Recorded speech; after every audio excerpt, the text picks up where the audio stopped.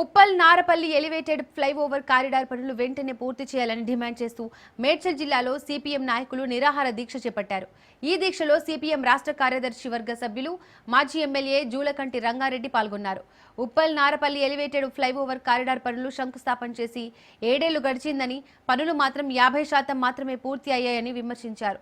కేంద్ర రాష్ట్ర ప్రభుత్వాలు పట్టించుకొని ఫ్లైఓవర్ పనులను వెంటనే పూర్తి చేయాలని డిమాండ్ చేశారు.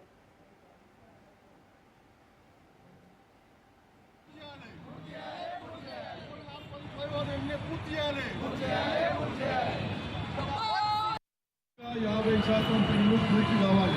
ఇవాళ ఉప్పల్ ఈ చౌరస్తా రింగ్ రోడ్ అంటే ప్రతిరోజు కూడా వేల మంది ప్రయాణికులు, కార్లు కానివ్వండి, లేకపోతే టూ వీలర్ కానివ్వండి, బస్సులు కానివ్వండి, లారీలు కానివ్వండి, ట్రిప్పులు కానివ్వండి, వేల సంఖ్యలో ప్రతిరోజు కూడా ప్రతి నిమిషం కూడా ఖాళీ లేకుండా మరి ఈ రూట్లో ప్రయాణమైనటువంటి పరిస్థితి ఉన్నది.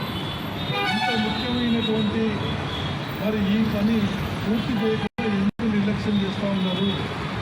ఇలా కేంద్ర ప్రభుత్వంలో ఇద్దరు మంత్రులు ఉన్నారు.